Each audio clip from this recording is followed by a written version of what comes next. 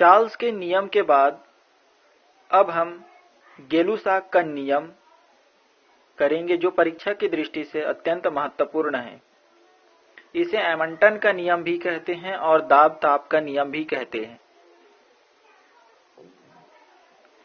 दाब ताप का नियम इसलिए कहते हैं क्योंकि इसमें प्रेशर और टेम्परेचर ही बदलेगा और आयतन नहीं बदलेगा। तो गेलुसाक का नियम जो है वो एक स्थिर आयतन पर गैस के दाब और ताप के मध्य संबंध व्यक्त करता है। आयतन मान के चलते हैं कि कोई गैस है जो एक पात्र में भरा हुआ है और वह पात्र बहुत ही मजबूत है। गैस चाहे कितना भी फैले, ये पात्र फैलेगा नहीं, यानी कि ये न ज्यादा इस ओर जाएगा और न ज्यादा इस ओर जाएगा। ये पात्र जितना बड़ा है उतना ही बड़ा रहेगा। जब इसे टेम्परेचर दिया जाता है, यानी आग दिया जाता है, गर्म किया जाता है, तो जायज है कि गैस के अणु इधर उधर गति करने लगेंगे।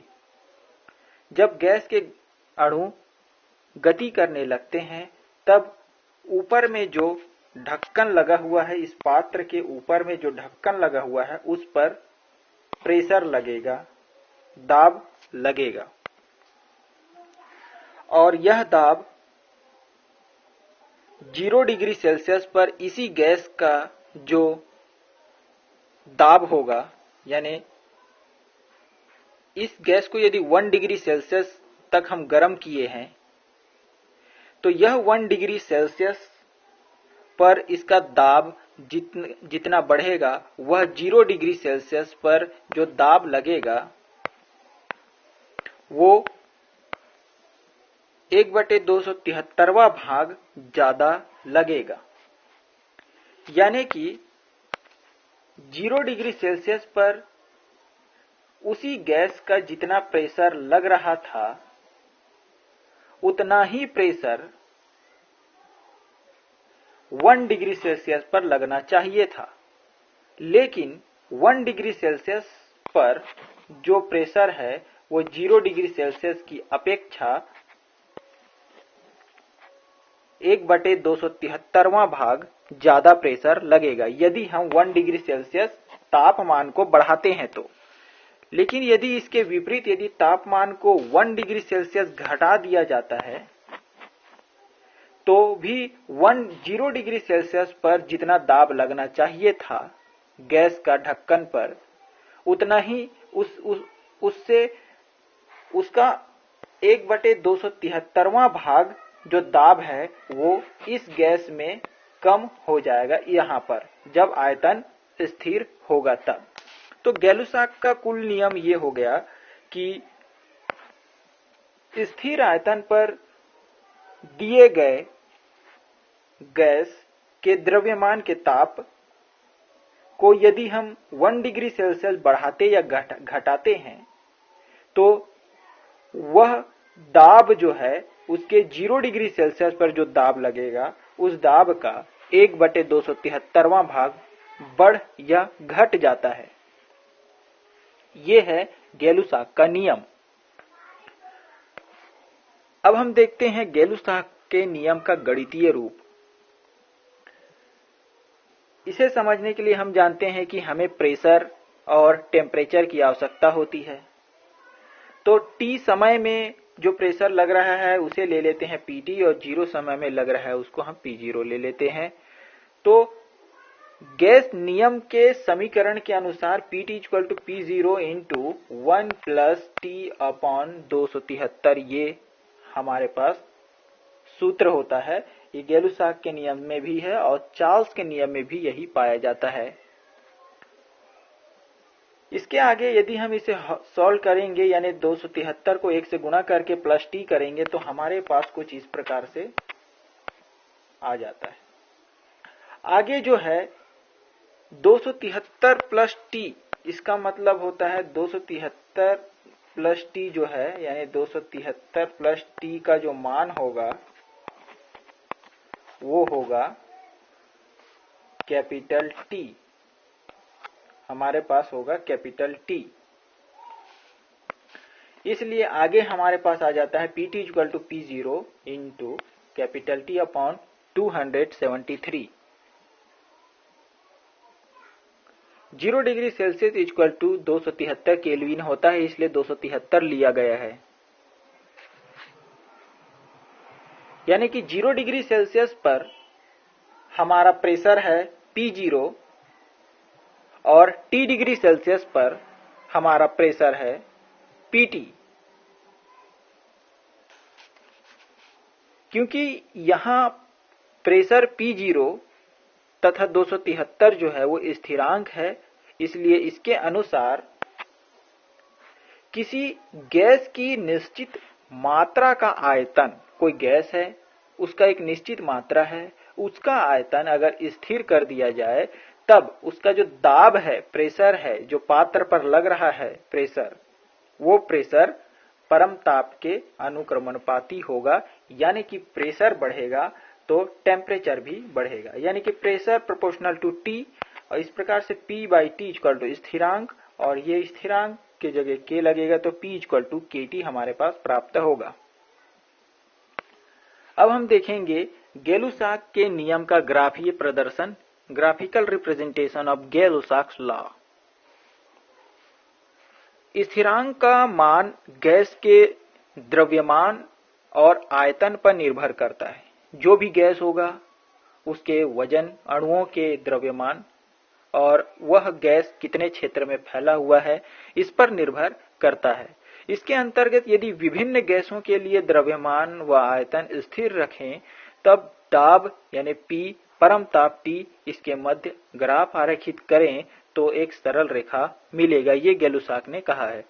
तो अलग अलग गैसों के लिए यदि किया जाए तो हमें अलग अलग सीधी रेखाएं प्राप्त होती है। तो इसके लिए मान के चलते हैं कि हमारे पास P है, जो कि P जो दाब है वो T टेम्परेचर पर यदि लग रहा है तो इसी प्रकार से P1 जो दाब है वो T1 टेम्परेचर पर लगेगा। यानी कि एक पात्र होगा जिस पात्र में गैस भरा हुआ है, यदि हम इसे गर्म करते हैं नीचे से तो टेम्परेचर लगेगा, तो T1 टेम्परेचर पर हमारा जो प्रेशर लगेगा ऊपर से वो P1 लगेगा।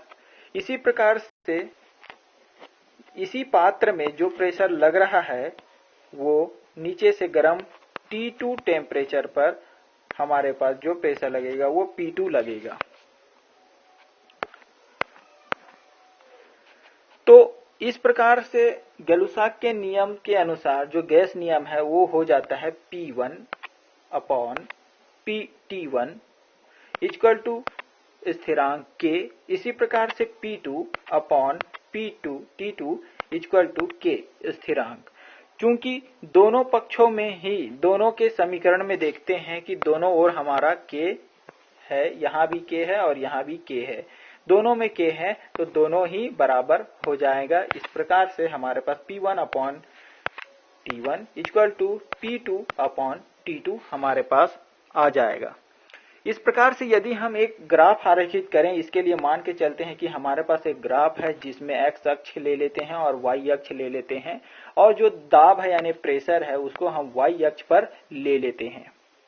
इसी प्रकार से परम ताप T को ले लेते हैं x अक्ष में, और जो पहले गैस है, पहला गैस जैसे मान के चलते हैं हाइड्रोजन गैस है, वो हाइड्रोजन गैस के लिए यदि हम एक ग्राफ करेंगे तो उस पर टेम्परेचर यदि यहाँ पर है तो वो बढ़ करके यहाँ होगा, और धीरे धीरे उसका जो आयतन है वो इधर बढ़ेगा, और टेम्परेचर इधर बढ़ाते जाएंगे तो आयतन जो है धीरे धीरे ऐसे बढ़ता जाएगा।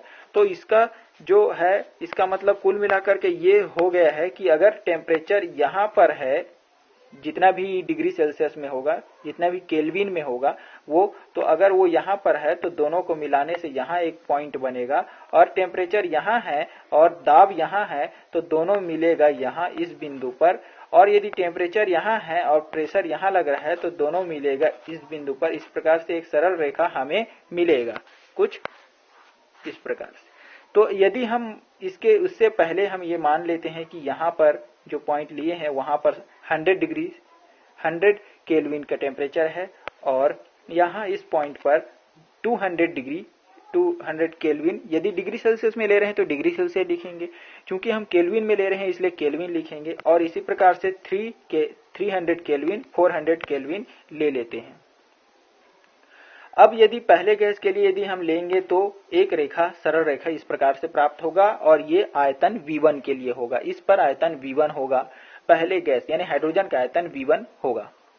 इसी प्रकार से यदि हम करेंगे तो एक बिंदु यहाँ मिलेगा, दूसरा बिंदु मिलेगा, फिर तीसरा बिंदु मिलेगा, फिर 400 केल्विन पर एक बिंदु और मिलेगा। तो इन रेखाओं को यदि मिला दिया जाए तो हमें कुछ इस प्रकार से रेखा मिलेगा, जो कि आयतन V2 है। दूसरे गैस मान के चलते हैं वो ऑक्सीजन है।